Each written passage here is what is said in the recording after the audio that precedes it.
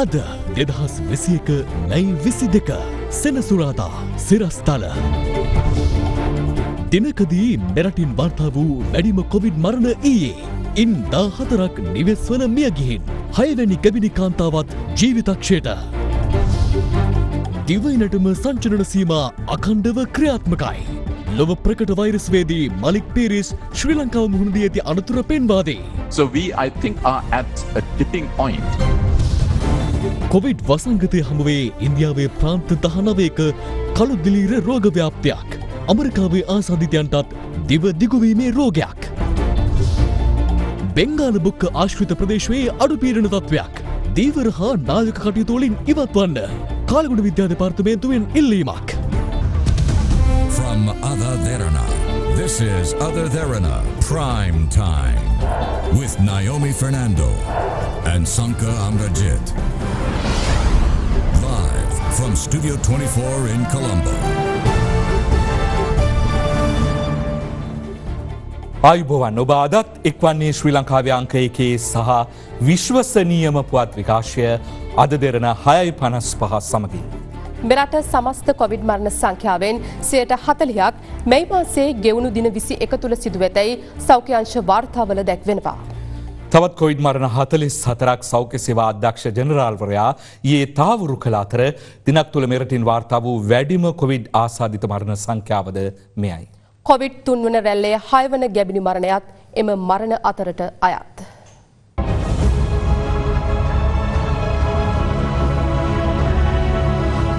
Covid ආසාදිත තවත් මරණ 44ක් සෞඛ්‍ය සේවා අධ්‍යක්ෂ ජනරාල්වරයා ඊයේ තහවුරු කළා. දිනක් තුල මෙරටින් වාර්තා වූ වැඩිම මරණ සංඛ්‍යාව මෙයයි. ඒ අතරින් 30 දෙනෙකුම පිරිමි අය වන අතර 64 දෙනා කාන්තාවන්. කුරුණෑගල ආණ්ඩියාගල නක්කාවත්ත ප්‍රදේශයේ 40 හැවිරිදි ගැබිණි කාන්තාවක්ද උග්‍ර කොවිඩ් නියුමෝනියාව හේතුවෙන් ජීවිතක්ෂයට පත්ව තිබෙනවා. ඇය ඉතා අසාධ්‍ය තත්වයෙන් මුල්ලේරියාව මූලික රෝහලේ සිට හෝමාගම මූලික රෝහලට මාරු කරවා ඇති අතර එහිදී පසුගිය මැයි 18 වෙනිදා ජීවිතක්ෂයට පත්ව තිබුණා. ඇයගේ දරු ගැබට මාස 5ක් වන අතර කොවිඩ් 3 වැනි රැල්ලේ මරණයට පත් වූ 6 වන ගැබිණි කාන්තාව ඇයයි. මෙරටින් වාර්තා වූ සමස්ත කොවිඩ් මරණ සංඛ්‍යාව අද වෙද්දී 1132ක් දක්වා ඉහළ ගොස් තිබෙනවා. ඒ අතරින් මරණ 454ක් ඒ කියන්නේ සමස්ත මරණ සංඛ්‍යාවෙන් 40%ක්ම සිදු වෙලා තිබෙන්නේ මේ ගෙවමින් තිබෙන මැයි මාසයේදී. මෙලෙස වැඩි වශයෙන් මරණ වාර්තා වෙද්දී එහි භයානක පැතිකඩක් අපගේ අවධානයට යොමු වුණා. මෙහි කහපැහැයෙන් ඔබ දකින්නේ ඒ දිනවල වාර්තා වූ මරණ අතරින් නිවෙස් තුල සිදු වූ මරණ සංඛ්‍යාවේ වර්ධනයයි. පසුගිය මැයි මාසේ 15 වෙනිදා මරණ 20ක් වාර්තා වෙද්දී නිවෙස් තුල සිදු වූ මරණ ගණන 3ක්. ඒ වගේම 16 වෙනිදා මරණ 21ක් වාර්තා වෙද්දීත් මරණ 3ක් නිවසේදී සිදු වුණා. 17 වෙනිදා වාර්තා වූ මරණ 19 අතරටත් නිවසේදී සිදු වුණු මරණ 2ක් ඇතුළත්. 18 වනදා මරණ 34ක් වාර්තා වෙද්දී ඉන් මරණ 4ක් නිවසේදී සිදුව තිබුණා. 19 වනදා සිදු වුණු මරණ 36 අතරින් මරණ 6ක් නිවසේදී සිදු වූ මරණයි. මැයි 20 වනදා මරණ 38ක් දක්වා ඉහළ යද්දී නිවසේදී මිය ගිය ගණනත් 9ක් දක්වා ඉහළ ගියා. ඊයේ මරණ 44ක් වාර්තා වෙද්දී නිවෙස් තුල සිදු වූ මරණ ගණන 14ක් දක්වා ඉහළ යාම කැපී පෙනෙන තත්වයක්. මේ අනුව ගෙවුණු සතියේ වාර්තා වුණු මරණ 212න් 41ක් ඒ කියන්නේ 20%කට ආසන්න ප්‍රමාණයක් සිදු වෙලා තිබෙන්නේ නිවස තුලදී. මීට පෙර දිනේදී නිවස තුලම රෝගීන් 6 දෙනෙකු මිය යනවා. බොහෝ අය ප්‍රෝකතනය කරනවා මේ අපි ඉන්දියාවේ තත්ත්වයකට ගමන් කරන්නයි කියලා. අපි භයානක තැනක ඉන්නව නේද මේ තත්ත්වය? භයානක කියන වචනේ මම පාවිච්චි කරන්න කැමති නැහැ. බරපතල තත්ත්වයක ඉන්නවා. මොකද මේක අපි සැහැල්ලුවට ගන්න බෑ. මේක අපි නොසලකා හැරියොත් අපිට ඒ දිශාවට යන එක නවත්තන්න බෑ. සෞඛ්‍ය අමාත්‍යාංශයේ හැටියට ගත හැකි සියලු ක්‍රියාමාර්ග අරගෙන තියෙනවා එවැනි තත්ත්වයක් යෑමට වළක්වන්න. වසංගත තත්ත්වයේ තියෙන දරුණුකම දිනෙන් දිනම වැඩි වෙනවා. අපි දකිනවා මෙහි ගැඹුරු බියකරු චිත්‍රයක් ඉදිරියේදී මැවෙන මේ වසංගත තත්ත්වයේ දිගින් දිගටම තියෙන්නේ ක්‍රමක්‍රමයෙන් හිසෝසන බවක් ඒ වගේම දරුවන්ගේ ක්‍රියාකාරකම් යම්කිසි ආකාරයකින් අපි ඔවුන් සමග එකතු වෙලා වැඩ කරන්න, දරුවන්ට ඔවුන්ගේ මානසික සුවය සඳහා වැඩ කරන්න, ඒ වගේම තමුන්ගේ ගෙවත්තේ යම්කිසි ඵලදායී වැඩක් කරන්න, මේ වෙලාවේ රූපවාහිනී නරඹමින් නැත්නම් දිනේ දවස පුරාම දුරකථන භාවිතා කරනවා වෙනුවට වෛද්‍යවරුන් දීලා තියෙන සියලුම උපදෙස් පිළිපදින්න කියන එක ඉල්ලා සිටිනවා. ඉන්දියාවෙන් වාර්තා වෙන කළු පුල්ලි රෝගයේ එක් අයෙක් අම්පාර ප්‍රදේශයෙන් වාර්තා වෙන කියලා. ඉන්දියාවේ ලැබෙන තොරතුරු ඉතාමත්ම භයානකයි. මොකද දිලීරය හරහා මේ රෝගී භාවය නැත්නම් මේ රෝගී තත්ත්වය උත්සන්න වීමට ඒ වගේම මරණ සංඛ්‍යාව වැඩි වීමට හේතු වෙලා තියෙනවා. කොවිඩ් වෛරසයත් සමග කොයි ආකාරයෙන්ද සම්බන්ධ වුණේ කියන එක මේ වෙනකොට ඔවුන් සොයා බලමින් පවතිනවා. ඒ සම්බන්ධයෙන් පරීක්ෂණ කරමින් පවතිනවා. ඉතින් අම්පාර ප්‍රදේශයට ඒක කොයි ආකාරයෙන්ද ගියේ කියන එක තාමත් ගැටලු සහගතයි. COVID-19 ආසාදිතයින් 3547 දෙනෙකු ඊයේ මෙරටින් හඳුනාගත් අතර දෛනික ආසාදිතයන් සංඛ්‍යාව 3000 සීමාව ඉක්මවා ඇත්තේ 3 වැනි දිනටයි. 800ක් වූ වැඩිම ආසාදිතයන් සංඛ්‍යාව හඳුනාගෙන තිබෙන්නේ කොළඹ දිස්ත්‍රික්කයෙන්. ගම්පහින් 617ක්, කුරුණෑගලින් 297ක්, කළුතරින් 280ක්, ගාල්ලෙන් 278ක් සහ තවත් දිස්ත්‍රික්ක 20කින් ආසාදිතයින් 1266 දෙනෙකු වාර්තා වී තිබෙනවා. ආසාදිතයින් වැඩි වශයෙන් වාර්තා වූ සෞඛ්‍ය වෛද්‍ය නිලධාරී කොට්ටාශ අතරට හොරණ, බියගම, ගම්පහ, අනුරාධපුරය, හබරාදුව, ත්‍රිකුණාමලය අයත්. සංචලන සීමා පැනවීම සම්බන්ධයෙන් මතභේදයට තුඩු දුන් පිළියන්දල කොට්ටාශයෙන් ඊයේත් ආසාදිතයින් 74 දෙනෙකු වාර්තා වීම විශේෂත්වයක්. අද මේ දක්වා කොවිඩ් ආසාදිතයින් 2145 දෙනෙකු මෙරටින් හඳුනාගත් බව යුද හමුදාපති ජෙනරාල් ශවේන්ද්‍ර සිල්වා මහතා සඳහන් කළා. ඒ අනුව මේ දක්වා මෙරටින් වාර්තා වූ සමස්ත කොවිඩ් ආසාදිතයින් සංඛ්‍යාව 1,60,478 දෙනෙකු දක්වා ඉහළ ගියා. ඒ අතරින් 1,26,995 දෙනෙකු ප්‍රතිකාර සහ නිරෝධායන කාල සීමා අවසන් කර සිටින අතර තවදුරටත් සක්‍රිය ආසාදිතයින් සංඛ්‍යාව 32351ක්. දැන් කළුතර පාදක කර ගනිමින් විශේෂ නියම ව්‍යාපෘතියක් ක්‍රියාත්මක වෙන බවට තොරතුරු ආරංචි වෙනවා. මේ වෛද්‍යවරුන් තීරණය කරනවා රෝහල් කරා යා යුතු අයවලුන් කවුද කියලා. වෙහිදී විශේෂම අපි කියලා දෙනවා වයස අවුරුදු 60ට වැඩි අයවලුන් අනිවාර්යයෙන්ම ඔහුගේ තත්ත්වයක් පෙන්눔 කරා නොපෙන්눔 කරා පොසිටිව් නම් අනිවාර්යයෙන්ම ඔවුන් අරන් යන්න. මොකද ඒත් එක සමහර කට්ටිය ඉන්නවා එසිම්ප්ටොමැටික් කියලා රෝගී ලක්ෂණ අඩු නැත්නම් නැති සුළු රෝගී ලක්ෂණ තියෙන අවුලට කිසිම තත්ත්වයක් නැති ඔවුන්ට වෙනත් ව්‍යාකූල රෝගී වෙනත් රෝග නැති අයවලුන් ඔවුන්ව පුළුවන් අතරමැදි ප්‍රතිකාර මධ්‍යස්ථානයක් කරා රැගෙන යන්න. අනිකුත් කණ්ඩායම් ඉන්නවා ඔය කිව්වා වගේ සුළු සහ කිසිම දෙයක් නැතුව තමුන්ගේ පරිසරය සුදුසුයි නිවසකට වීයෝ ආසාදිතුණත් ඉන්න පුළුවන්. ඒ කියන්නේ ඔවුන්ගේ තිබෙන වැසිකිළිය එකක් තිබන ගෙදර 6-7 දෙනෙක් ඉන්නවා නම් අනික් කට්ටියට බෝ වෙන්න පුළුවන්. ඉතින් ඒ ගැන කල්පනා කරලා එහෙම කට්ටිය සමහරලාට අතරමැදි ප්‍රතිකාර මධ්‍යස්ථානයක් කරා යයි නිවසක ඉන්න පරිසරයක් තිබෙන අයවලුන් නිවසක තියාගන්නත් බලාපොරොත්තු වෙනවා. මේ ක්‍රමවේදය ඊයේ පටන් ගත්තා.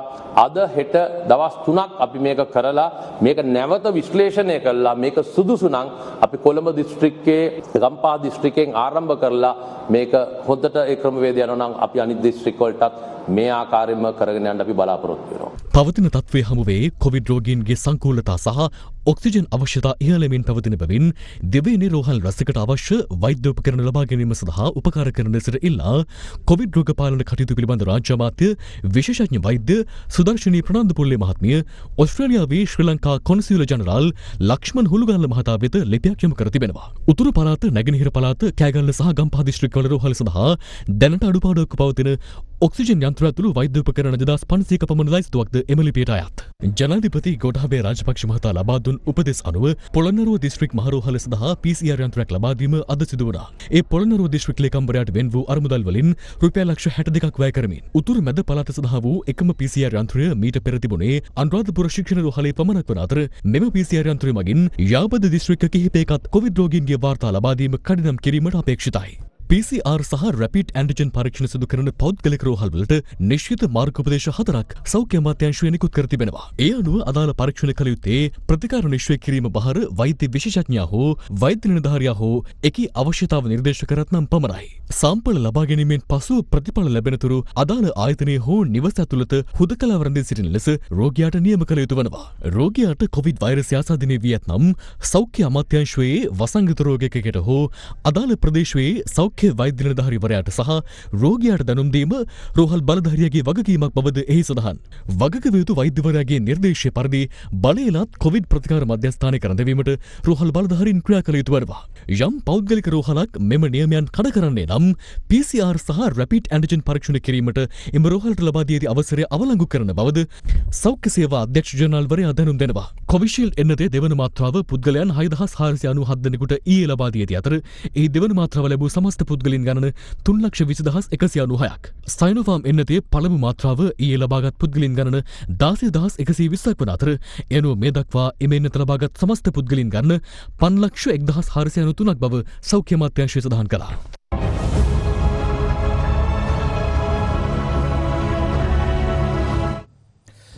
ශ්‍රී ලංකාව තුළ කොවිඩ් වසංගතය පාලනය කිරීම සඳහා දින 14ක අකණ්ඩ සංචරණ සීමාවන් ක්‍රියාත්මක විය යුතු බවට වෛරස් වේදය පිළිබඳව ලෝක ප්‍රකට විද්‍යාඥයෙකු වූ හොංකොං විශ්වවිද්‍යාලයේ මහාචාර්ය මලික් පීරිස් මහතා සඳහන් කරනවා. කොවිඩ් ව්‍යාප්තිය පාලනය කිරීම සඳහා ඊයේ රාත්‍රියේ 11 සිට දිවයින පුරා අකණ්ඩ සංචරණ සීමා පැන වූ අතර එය ලබන 28 වෙනිදා දක්වා ක්‍රියාත්මක වන බව රජය අද නිවේදනය කළා. COVID-19 ව්‍යාප්තිය පාලනය කිරීම සඳහා අඛණ්ඩ සංචලන සීමා පැනවීමට රජයගත් තීරණයට අනුව ඊයේ රාත්‍රී 11 සිට දිවයිනට බලපැවැත්වන පරිදි සංචලන සීමා පනවනු ලැබුව අතර එය මැයි මාස 28 වන දින දක්වා ක්‍රියාත්මක වන බව රජය අද නිවේදනය කළා. මීට පෙර මැයි මාස 25 වනදා සහ 28 වනදා සංචලන සීමා ඉවත් කිරීමට නියමිතව තිබුණද එම දිනවල සංචලන සීමා ඉවත් නොකිරීමට රජය තීරණය කර තිබෙනවා. එසේ වුවද 25 සහ 28 යන එම දිනවලදී එක් නිවසකින් එක් අයෙකුට පමණක් ඖෂධ සහ අත්‍යවශ්‍ය ආහාර ද්‍රව්‍ය මිලදී ගැනීම සඳහා ළංගම වෙළඳසැලට යා හැකියි. කෙසේ වෙතත් එම සංචලන සීමා අත්‍යවශ්‍ය සේවා සඳහා වළංගු නොවන බව රජය සහ කොවිඩ් කාර්යසාධන බලකාය නිවේදනය කර තිබෙනවා. සංචලන සීමා පැනවීම හේතුවෙන් කොළඹට පිවිසෙන සහ පිටවන ප්‍රධාන ස්ථානවල අද උදෑසන සිට දිසුවේ දැඩි පාළු ස්වභාවයක්. එමෙන්ම අත්‍යවශ්‍ය සේවාවන් සඳහා ගමන් කරන්නන්ද පොලිස් මාර්ග බාධකවලදී දැඩි සෝදිසියකට ලක් කරනවා.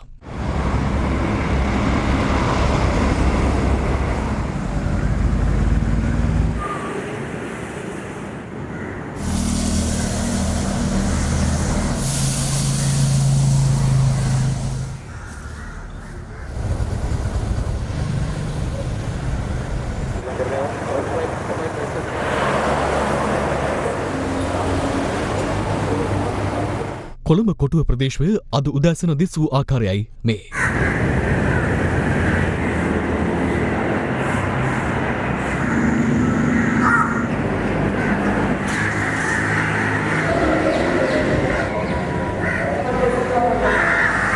මේ අතර දින 14ක් බලපවත්නා අඛණ්ඩ දැඩි සංචලන සීමාවක් පනවන ලෙස වෛද්‍ය සංගම් රසක් සිදු කරන ඉල්ලීම සම්බන්ධයෙන් අප යුද හමුදාපතිවරයාගෙන් විමසීමක් කළා. සමහර වෛද්‍ය සංගම් ඉල්ලා සිට දිගටම 28 වනදා දක්වාම මේ සංචරණ සීමා පවත්වන්නට කියලා. ඒ යෝජනාව සම්බන්ධයෙන් ඔබතුමාලාගේ ප්‍රතිචාරය මොකක්ද? සංක දැන් ඊයේ අතිගරු ජනාධිපතිතුමා කාර්යසාධක බලකායේ ඉතාමත්ම පැහැදිලිව මේ පිළිබඳව දැනුමක් කිරීමක් කරා. මේ ආකාරයෙන් ජනතාව ඉදිරියට වෙලා කතා කරන අයවලුන් බොහෝමයක් මේ කාර්යසාධක බලකායෙත් සහභාගී වෙන රැස්වීම් වලට. ඔය කියන යෝජනාවන් ඒ ස්ථානයේදී පැමිණෙන්නේ නැති එක අපිටත් යම් කිසි ආකාරයක ප්‍රශ්නයක්. දැන් ඊයේ ජනාධිපතිතුමාගේ රැස්වීමේදී මේ කතිකාර්ක නොගත්ත දෙයක් සවස ඔබගේ ප්‍රවෘත්ති වලින් අපිත් ඇහෙනවා. ජනාධිපතිතුමා මොකවයි මට කියන්නේ නැතුව ගිහිල්ලා එළිය කියන්නේ එළිය කිව්වා කියලා මොනවද කරන්න පුළුවන් මෙතනදී කතා නොකර කියලා. ජනාධිපතිතුමා කිව්වා අපි 25 විතර වෙද්දී නැවත සාකච්ඡාවලදී තීරණය කරගන්න පුළුවන් තවදුරටත් මේ සංචරණ සීමාවන් දීර්ඝ කරනවාද කියන එක කවුරුත් එපා නැහැ බෑ කියලා කිසිම කතාවක් නැහැ. අපිට තීරණය කරන්න පුළුවන් ඊළඟ සතියන්තයත් මේ ආකාරයෙන් සංචරණ සීමා පනවනවද? එතනින් එහාට තවදුරටත් තව දින කිහිපයක් වැඩි කරන්න ඕන නම් ඒකත් අපිට සලකලා බලන්න පුළුවන් ඉදිරි සාකච්ඡාවලදී කියන කාර්යය. මේ අතර ලොව පළමු වරට විද්‍යාගාර පරීක්ෂණ තුළින් SARS වෛරසය හඳුනා ගැනීමේ ගෞරවය හිමිවන හොංකොං විශ්වවිද්‍යාලයේ මහාචාර්ය මලික් පීරිස් මහතා මීට දින දෙකකට ඉහතදී වෘත්තීය වේදීන්ගේ සංගමය අන්තර්ජාලය ඔස්සේ සංවිධානය කර තිබූ සාකච්ඡාවකට හොංකොංහි සිට එක් වුණා.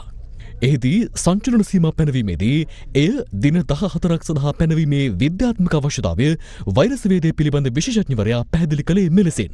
You have seen some of the interventions that have been put into place. For example, limiting travel between provinces. You can see that now cases are present in every province in the country. You can see that in most provinces there is dramatic increase. Stopping people moving from one province to another is not really going to reduce transmission at this stage. Maybe if it had been introduced back in the middle of April, it might have had an impact, but not now. Then, of course, there is talk of lockdown. What is achieved with a lockdown is that you compartmentalize these people into households. So let us say this person is infected. As long as it is confined to one household, the virus has no chance of spreading further. Once the virus runs out of people to infect, it burns out, it dies, because it cannot survive hanging around in thin air for days and days. So how long does this lockdown have to be? So there is a science to this. So let us say this person was infectious at the beginning of a lockdown period. Now we know that the period of infectiousness of an individual is 5 to 7 days. So if this person is infectious at the beginning of a 3-day lockdown, he will remain infectious at the end of the 3-day lockdown. He'll be out in the community on the 4th day and the 5th day. Then there's another issue. That's the incubation period, meaning from the time you get infected to the time you develop symptoms and become infectious. And that the median is about 5 days. So let us imagine this person in the household was infected. He may transmit to other members. And this interval on average would be around 5 days. So these people might get infected. Now they have to now become non-infectious. 5 days plus another 5 to 7 days, 12, 13, 14 days. So this is why 3-day lockdowns are going to have minimal effect. From what everything I hear, the health system is at a breaking point in terms of the clinical staff, nursing staff, the PHIs. Everybody is exhausted and at breaking point, probably beyond breaking point. So we, I think, are at a tipping point in this whole situation. So we are in urgent need of a circuit breaker to rapidly contain transmission so that the health system can take its breath, literally speaking. මම හිතන්නේ professor Malik Peiris කියන්නේ ඉතින් ආසියාවෙම ලෝකෙම ගත්තොත් මේක පිළිබඳ හොඳටම දැනුම ලෝකෙ පිළිගත්ත කෙනෙක්. එතුමා මොන හරි කිව්වොත් අපි හොඳට අහන්න ඕනේ නේ. එතුමාගේ කතාවේ හුඟක් දේවල් තියෙනවා. දැන් අපි ඉන්න අවස්ථාවෙන් පොඩ එන්න අඛණ්ඩව දවස් 14ක් සංචලන සීමා තියෙන්න ඕනේ. ඒක තමයි විද්‍යාත්මක පදනම. බොහෝ දෙනෙකුගේ තර්කය වෙන්නේ මහාචාර්යතුමනි මේ ආර්ථිකය ගැන හිතද්දී දෛනික වේතන ලබන ජනතාවට මෙවැනි සංචලන සීමාවක් දරා ගන්න පුළුවන්ද මේ කියන විදිහට දින 14ක් බහලා දාන්න බෑ. මේක තමයි අපිට අනිත් පැත්තට එන යෝජනාව. උදාහරණයක් වශයෙන් මෙහෙම කියමු. අපි ඔලිම්පික් තරඟය තියෙනවා ලංකාවේ. තියන්න යනවා. බුද්ධ්‍යංශයෙන් එනවා මේකට ගහන්න යනවා කියලා ත්‍ස්තවාද. අපි මේ බිලියන ගාණක් වියදම් කරලා තියෙනවා මේක. අපි දැන් මේ කැන්සල් කරන්නේ ආර්ථික මේකක් යනවා කියලා. මේ බුද්ධ්‍යංශය කියන මේකට ගහනවාමයි කියලා. එතකොට අපි ඒක නොකරුවොත් මොනවද අපිට වෙන්නේ? එතකොට දැන් අනිවාර්යෙන් මේ ආර්ථික ප්‍රශ්නේ තර්ක ඔක්කොම ඇත්ත. විද්‍යාත්මක පදනම මේකයි. දවස් 14යි. ඒක ෆලෝ කරුවේ නැත්තම් ඒකෙන් ගන්න පුළුවන් උපරිම ප්‍රයෝජනය ගන්න බෑ. මේ සාමාන්‍යයෙන් මේ වෛද්‍ය සංගම් එකට ඉන්නෙත් නැහැ. මේක කවදාවත් වෙලා නැහැ. ඉතින් ඒ ප්‍රොෆෙසර් මලික් පීරිස්ුත් කියනවා ටිපින් පොයින්ට් එකට ඇවිල්ලා කියලා. මේ ඒ කියන්නේ රතු ඉර පයින්නවා. රජය තීරණයක් ගන්න ඕන. අපිට සල්ලි නැහැ කියලා බෙහෙතක් ගන්න. අපිට කියන්න බෑ වෙන බෙහෙතක් ගන්න. කොලෙස්ටරෝල් ලෙවල් එක බස්සන්න අපිට මිලිග්‍රෑම් 20ක් ගන්න ඕන නම් මිලිග්‍රෑම් 10ක් කරන් ඒක බස්සන්න බෑනේ. ඒක අවශ්‍ය ප්‍රමාණය ගන්න ඕන. මේ ආර්ථික ප්‍රශ්න වෙන ප්‍රශ්න හින්දා විද්‍යාත්මක මතයක් වෙනස් කරන්න බෑ. කොවිඩ් වෛරසය හේතුවෙන් ඇතිව තිබෙන නවතම රෝගී තත්ත්වයක් වන දිව දිගුවීමේ රෝගයක් පිළිබඳව ඇමරිකාවෙන් වාර්තා වනවා. එමෙන්ම ඉන්දියානු වෛද්‍ය සංගමය අනාවරණය කළේ කොවිඩ් දෙවන රැල්ලේදී මියගිය වෛද්‍යවරුන් සංඛ්‍යාව 420 දක්වා ඉහළ ගොස් ඇති බවයි. ඩිම්පල් අරෝරා නම් 34 හැවිරිදි මේ ඉන්දිය ජාතික වෛද්‍යවරිය කොවිඩ් ආසාදනය වන විට මාස 7ක ගැබෙනයක්. කොවිඩ් ආසාදිතව දින ගණනාවක් මුළුල්ලේ ජීවිතයත් මරණයත් අතර දැඩි සටනක නියැලුණු ඇය සිය අවසන් හුස්ම හෙලීමට පෙර කළ අවසන් ඉල්ලීමයි මේ. I really want to tell each and everyone जो मुझे जानता है, please don't take corona so lightly. Very bad symptoms. I am not able to speak, but I really want to convey my message to all. Please wear mask whenever you go outside, whenever you interact with people. I really pray ये condition किसी की भी ना हो, and especially during my pregnancy. මේ පටිගත කර දිනකට පසු ඇය මියගොස් ඇති අතර ඒ සමාජ මාධ්‍ය වෙත නිකුත් කර තිබුණේ කොවිඩ් නිසා 3 හැවිරිදි පුතු සමග මෙලොව තනි වූ ඇයගේ සැමියා විසින්. ඉන්දියානු වෛද්‍ය සංගමය අද අනාවරණ කළේ කොවිඩ් දෙවැනි රැල්ලේදී මියගේ වෛද්‍යවරුන් සංඛ්‍යාව 420ක් දක්වා ඉහළ ගොස් ඇති බවයි. ඒ අතර 100 දෙනෙකු දිල්ලි වෛද්‍යවරු බව සඳහන්. ඊයේත් ඉන්දියාවේ දෛනික කොවිඩ් මරණ 4000 සීමාව ඉක්මවා ගියා. එරට නව ආසාදිතයන් ගණන 2,54,395ක්. කොවිඩ් වසංගතය සමග ඉන්දියාවේ පැතිර යන දුර්ලභ කළු දෙලිර රෝගයේ ආසාදිතයන් මේ වන විට ප්‍රාන්ත 20කට ආසන්න සංඛ්‍යාවකින් හඳුනාගෙන ඇතැයි එරට මාධ්‍ය වාර්තා කළා. වැඩිම පිරිසක් වාර්තා වන්නේ මහාරාෂ්ට්‍ර ප්‍රාන්තයෙන් වන අතර එම ගණන 1500ක්. රෝගීන්ගෙන් බහුතරය කොවිඩ් ආසාදිත සහ සුවය ලැබූ පුද්ගලයන්. මෙම මාරාන්තික කළුදිලිර ආසාදනය නිසා දිගු කලක් දැඩි සත්කාර එකකවල රඳවා සිටින හෝ ප්‍රතිශක්තිකරණ පද්ධතිය අඩපණ වූ රෝගීන් මරණයට පත්වීමේ වැඩි ඉඩක් පවතින බවයි ඉන්දිය සෞඛ්‍ය බලධාරීන් පවසන්නේ. කොවිඩ් වෛරසය හේතුවෙන් ඇතිව තිබෙන නවතම රෝගී තත්ත්වයක් පිළිබඳව ඇමරිකාවේ හූස්ටන් නගරයෙන් වාර්තා වුණා. වෛද්‍යවරුන් පවා පුදුමයට පත් කරවමින් ඇතිව තිබෙන මෙම දිව විශාල වීමේ රෝගය කොවිඩ් දිව ලෙසින් හඳුන්වනු ලබනවා. වෛද්‍යවරුන් මෙම දිව විශාල වීමට හේතුව ලෙස හඳුන්වන්නේ මැක්‍රොග්ලෝසියා නම් රෝගය වන අතර එම රෝගීන් හට කතා කිරීමට, ආහාර ගැනීමට සහ නිදා ගැනීමට පවා නොහැකි වන අතර වෛද්‍යවරුන් පවසා සිටින්නේ අසාධ්‍යතත්වයකදී වෙන්ටිලේටර් යන්ත්‍රය සම්බන්ධ කිරීමටද නොහැකි බවයි. වෛද්‍යවරුන් සැකපල කරන්නේ කොවිඩ් වෛරසය මිනිසාගේ ප්‍රතිශක්තිකරණ පද්ධතිය ආශ්‍රිතව ඇති කරනු ලබන දුර්වලතාවය හේතුවෙන් මෙම රෝගය ව්‍යාප්ත වීමට පටන් ගෙන ඇති බවයි. ඇමරිකාව තුළ මේ වන විටත් කොවිඩ් දිව රෝගීන් 9 දෙනෙකු වාර්තා වන බව වාර්තා වනවා. මෙම සියලු දෙනාම කොවිඩ් ආසාදනය වී පසුව එයින් මිදුණු පුද්ගලයන් වන බවත් සඳහන්. ජුනි මාස මුල සිට ඉතාලියේ ප්‍රදේශ 6ක් කොවිඩ් වෛරසයේ අවදානම අවම මට්ටමක පවතින සුදු කලාප ලෙස ප්‍රකාශයට පත් කිරීමට එරට රජය තීරණය කර තිබෙනවා. එළඹෙන ජූනි මාසේ 21 වෙනිදා සිට තමයි මුළු ඉතාලියම සුදු කලාපයක් බවට පත් කිරීම. එහෙමත් නැත්නම් මුළු ඉතාලියම විවෘත කිරීමේ කටයුත්ත සිද්ධ වන්නේ. ලෝකයේ එන්නත් කරන රටවල් වලින් ඉතාලිය 4 වෙනි ස්ථානයට පත් වෙලා තිබෙනවා. මාස ගණනාවකට පසු රට පුරා අවන්හල් සහ බීමහල්ද නැවත විවෘත කර ඇති අතර බොහෝ ප්‍රදේශවල අන්තර් සංචාරක ගමන් තහනමද ඉවත් කර තිබෙනවා. සෞඛ්‍ය ආරක්ෂිත ක්‍රමවේද අනුගමනය කරමින් පාසල් කෞතුකාගාර සහ සිනමාහල්ද යළි විවෘත කෙරුණා. උතුරු අන්දමන් ප්‍රදේශයේ හටගෙන ඇති කැළඹිලි ස්වභාවය සුළුකුණාටුවක් දක්වා වර්ධනය විය හැකි බවට කාලගුණ විද්‍යා දෙපාර්තමේන්තුව අනතුරු අඟවනවා. ඒ හේතුවෙන් හෙට සිට නැවත දැනුම් දෙනතුරු දිවෙන වටා මුහුදු ප්‍රදේශය තුළ ධීවර හා නාවික කටයුතු වලින් ඉවත් වන ලෙසට කාලගුණ විද්‍යා දෙපාර්තමේන්තුව ධීවර ප්‍රජාවගෙන් ඉල්ලා සිටිනවා. උතුරු අන්දමන් සහ ඊසාන දිග බෙන්ගාල බොක්ක ආශ්‍රිත ප්‍රදේශයේ අඩු පීඩන තත්ත්වයක් අද නිර්මාණය විය හැකි බව කාලගුණ විද්‍යා දෙපාර්තමේන්තුව පවසනවා. එය හෙට වෙනකොට පීඩන අවපාතයක් ඊට පස්සේ සුළි කුණාටුවක් දක්වා වර්ධනය වෙලා මේ ගමන් කිරීමට නියමිත වෙලා තියෙන්නේ ඔඩීෂා සහ බටහිර බෙන්ගාල වෙරළබර ප්‍රදේශවලට මේ බිඳු බලපෑමක් අපිට නැතත් මේ හේතුවෙන් තව තදවැසි ඇතිවීමේ හැකියාවක් තියෙනවා. ඒ අනුව දිවයිනේ පහළ සහ මධ්‍ය වායුගෝලීය සුළං රටාවල වෙනසක් ඇතිවන අතර එළඹෙන 25 වෙනිදා වන විට දිවයිනේ නිර්තදිග මෝසම සක්‍රිය වීම ආරම්භ වනු ඇති. නැගෙනහිර බෙන්ගාල බොක්ක අවට ප්‍රදේශයේ තියෙන මේ කැළඹෙන ස්වභාවය අනිද්දා මේක පීඩනාවපාතයක් වෙලා 24 වන දින වන විට සුළි කුණාටුවක් බවට පරිවර්තනය වෙලා මේක ඉන්දියාවේ බස්නාහිර වෙරළබඩ තීරයෙන් ගොඩබිම කරා ළඟා වෙන ලක්ෂණ තමයි දැනට විශ්ලේෂණ වල තියෙන්නේ. ඒ හේතුවෙන් හෙට සිට නැවත දැනුම් දෙනතුරු දෙවෙනි වටා මුහුදු ප්‍රදේශය තුළ ධීවර සහ නාවික කටයුතු වලින් ඉවත් වන ලෙසට කාලගුණ විද්‍යා දෙපාර්තමේන්තුව ධීවර ප්‍රජාවකින් ඉල්ලා සිටිනවා. එම දෙපාර්තමේන්තුව පවසන්නේ දැනට මෙම මුහුදු ප්‍රදේශවල ධීවර කටයුතු වල යෙදී සිටින පිරිසට හැකි ඉක්මනින් ගොඩබිමට හෝ ආරක්ෂිත ස්ථානයක් වෙත පැමිණෙන ලෙසයි.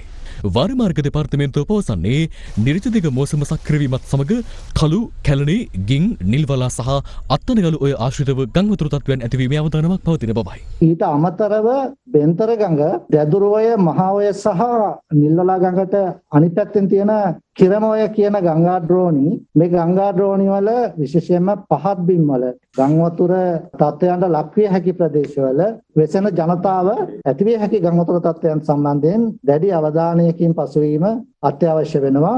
රත්නපුර නගරයට කිරියැල්ල, නිවිතගල, අයගම වගේ ප්‍රදේශවල ක්ෂණික ගම් වතුර ඇති වෙන්න පුළුවන්. ඔබ අද දෙරණ සමගයි. දැන් තවත් පුවත් කිහිපයක්. දඹුල්ල නගරයේ වෙළඳසැලක් ඉදිරිපිට සිහිසුන්ව සිටි තරුණයෙකු ප්‍රදේශවාසීන් සහ පොලිසිය එක්ව රෝහලකට කිරීමට අද උදෑසන පියවර ගත්තා. අදාළ තරුණයාගේ උඩුකය පොහොර බෑගයකින් ආවරණය කර තිබූ අතර හැදුරුම්පත පරීක්ෂා කිරීමේදී අනාවරණ වී ඇත්තේ ඔහු මාවතගම ප්‍රදේශයේ පදිංචිකරුවෙකු බවයි. කුඩාගම ආගිල් ප්‍රදේශයේදී සුවසරී ගිලන් රථයක රියදුරුට සහ සහායිකාවට පහර දුන් සැකකරුවන් දෙදෙනෙකු දිඹුල පතන පොලිසිය විසින් අත්අඩංගුවට ගනු ලැබුවා. දිඹුල කුඩාගම ආගිල් ප්‍රදේශයේ පුද්ගලයෙක් තුවාල ලබා ඇති බවට ගිලන් රථ සේවයට අදාළවීම ලැබුණ අමතුමක් අනුව එහි කිය සුවසරී ගිලන් රථයේ රියදුරුට සහ සහායිකාවට එම ස්ථානයේදී බීමතින් සිටි පිරිසක් මෙලෙස පහර දී තිබෙනවා. කොළඹ වරායට වයඹ දෙසින් නාවික සැතපුම් 9.5ක දුර මුහුදේ නැංගුරම්ලා තිබූ MV එක්ස්ප්‍රස් පර්ල් නැමැති බහලුම් ප්‍රවාහන නෞකාවෙහි ඉකුත් 20 වෙනිදා ඇති වූ ගින්න ශ්‍රී ලංකා නාවික හමුදාව සහ ශ්‍රී ලංකා වරාය අධිකාරිය එක්ව තවදුරටත් පාලනය කරමින් සිටිනවා.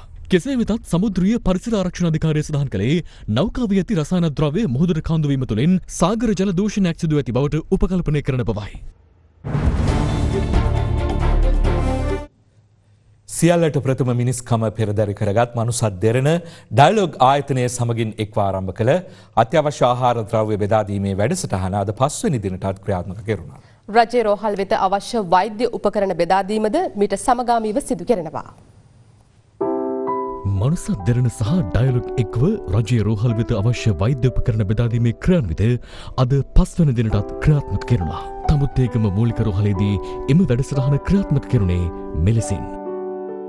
ඇත්තටම අපේ රුධිර කාණ්ඩිකරණයේ ඒකකයේ ලොකු අඩුපාඩුවක් වෙලා තිබ්බා. අපිට ශීතදාමය රැක ගැනීම සඳහා අවශ්‍ය ශීතකරණයක් තිබ්බේ නැහැ. ඒ වගේම රෝගීන්ට අවශ්‍ය එන්ටර්ටේන්මන්ට් එක මොකක් හරි බලාගෙන ඉන්න අතුගන් ටීවී එකක්වත් තිබ්බේ නැහැ. ඒ වගේ දේවල් අපිට මේ අවස්ථාවේදී රුධිර කාණ්ඩිකරණයකට ලබා දී තියෙනවා. මනුසත් දෙරණ ඩයලොග් ආයතනයත් එක්කවල මේ කරන ක්‍රියාවලිය ඉතාමත් අගය කොට සලකන්න ඕනේ. මේට සමගාමීව හුදකලා කරටි ප්‍රදේශවල ජනතාවට පරිත්‍යාග කිරීම සඳහා වියලි ආහාර ද්‍රව්‍ය අඩංගු පාර්සල් ලබා දීම මෙලෙස සිදු කෙරුණා.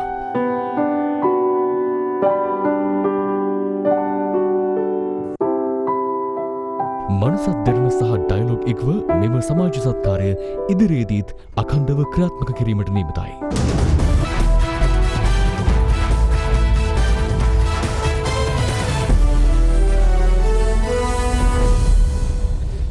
සංචාරක ශ්‍රී ලංකා කණ්ඩායම සහ බංග්ලාදේශ කණ්ඩායම අතර පළමු එක්දින තරගය හෙට බංග්ලාදේශයේ ඩකා නුවරදී පැවැත්වෙනවා. ශ්‍රී ලංකා නායක කුසල් පෙරේරා අද පැවති මාධ්‍ය හමුවකදී සඳහන් කළේ පන්දු රැකීමේ අංශයෙන් විශාල වෙනසක් සිදු කිරීමට තමා ප්‍රමුඛ ශ්‍රී ලංකා කණ්ඩායම බලාපොරොත්තු වන බවයි.